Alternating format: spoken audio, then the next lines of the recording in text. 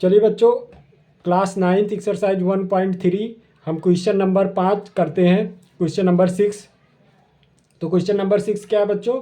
Look at the several example of rational number in the form p by q, q does not equal to 0 where p and q are integers with no common factor other than 1 and having terminating decimal representation expansion. Can you guess what property p q must satisfy? तो बच्चों इसमें दिया गया है, एक हमें several example rational number का p by q के फॉर्म में लेना है, जिसमें where p and q are integers, no common factor, कोई भी कॉमन फैक्टर नहीं होने चाहिए p और q में, and having terminating decimal representation, और उसका डेसिमल रिप्रेजेंटेशन जो होता है टर्मिनेट कर जाना चाहिए, मतलब कि वो पूर्णतः कट जाना चाहिए। Can you guess the property q, और तब हमें क्यू की प्रॉपर्टी बतानी है कि क्यू की प्रॉपर्टी क्या होगी। तो चलिए हम कुछ एग्जांपल लेकर देखते हैं, फिर उसके आधार पर हम क्यू की प्रॉपर्टी बताने का प्रयास करते हैं। तो चलिए बच्चों हम एग्जांपल ले लेते हैं। तो सबसे पहले हम एक एग्जांपल ले लेते हैं। एग्जाम्पल 2/5 ले लेते हैं। 2/5 को हम जब डिवाइड करेंगे तो ये 0.4 आएगा। ठीक है बच्चों, आप इसे डिवाइड करके देख लेंगे, 0.4 ही आएगा, और ये टर्मिनेट 0.4 पे हो जाएगा बच्चों। तो एक और एग्जाम्पल लेंगे, 11/4, ये कितने पे टर्मिनेट हो जाएगा बच्चों? 2.475 इतना जाएगा, उसके बाद पूरी तरीके कट जाएगा। ठीक है बच्चों, फिर उसके बाद एक और एग्जांपल ले लेते हैं, 9/100 का ले लेते हैं। उसके बाद देखते हैं ये 0.09 पे टर्मिनेट हो जाएगा, मतलब कि ये 0.09 पे कट जाएगा पूर्णतः। आप डिवाइड करके देख लें, इतने पे ये कट जाता है। तो इनमें देखिए बच्चों, यहाँ पे 5 का मल्टीप्लाई है, ये p बाई क्यू के फॉर्म में हमें लिखना है, p बाई क्यू के फॉर्म में, और नो कॉमन होना चाहिए, मतलब कॉमन नहीं होना चाहिए कुछ भी। तो देखिए इन दोनों में कुछ भी कॉमन नहीं है, 2 और 5 में, 11 और 4 में, 9 और 100 में, इनमें इन दोनों में ऊपर नीचे p और q में कॉमन नहीं है। और q यहाँ पे डज नॉट इक्वल टू 0 भी यहाँ पे कंडीशन सेटिस्फाई कर रही है, q 0 नहीं है।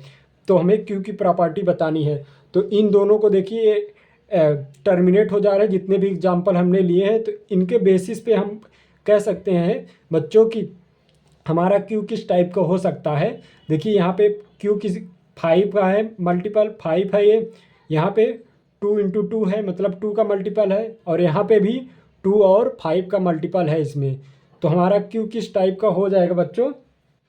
हमारा q हो जाएगा, इसे हम कह सकते हैं कि हमारा q हो जाएगा 2 × 5, मतलब 2 × 5 इस टाइप का होगा। तो ये q हमारा, तो ये टर्मिनेटिंग वैल्यू दे देगा हमारा। ठीक है बच्चों, इसके ऊपर कुछ भी हम a की पावर b, a की पावर a ऐसे कुछ लिख सकते हैं। ये इसके ऊपर कोई भी पावर रहेगी, तो ये हमारा कंडीशन हो गया। Then p by q is a terminating decimal expansion.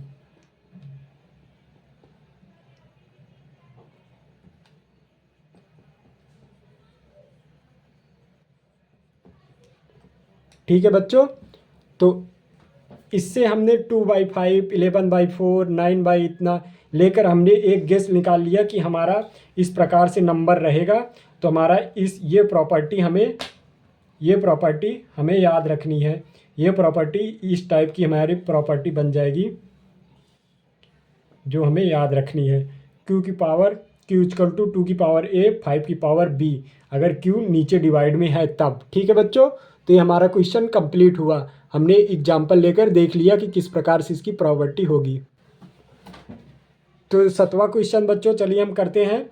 तो 7वां क्वेश्चन क्या दिया गया बच्चों, write 3 numbers whose decimal expansion are non terminating and non recurring. मतलब कि 3 एग्जाम्पल हमें लेने हैं जिसका डेसिमल एक्सपेंशन नॉन टर्मिनेटिंग मतलब टर्मिनेट ना करे, कहीं ख़त्म ना हो, और नॉन रिकरिंग मतलब नॉन रिपीटिंग। नॉन रिकरिंग का मतलब होता है दूसरा कि नॉन रिपीटिंग, तो रिपीट भी ना करे और ना ही टर्मिनेट हो। ठीक है बच्चों, तो हमें 3 एग्जाम्पल लेने हैं, तो चलिए हम इसे 3 एग्जाम्पल ले लेते हैं। तो चलिए बच्चों हम नॉन रिपीटिंग नॉन टर्मिनेटिंग का एग्जाम्पल लेते हैं। तो एग्जाम्पल हम ले लेते हैं। एग्जाम्पल जैसे बच्चों हो गया हमारा नॉन रिपीटिंग होना चाहिए, नॉन टर्मिनेटिंग 0.15, 0.155, 0.1555, 0.1555।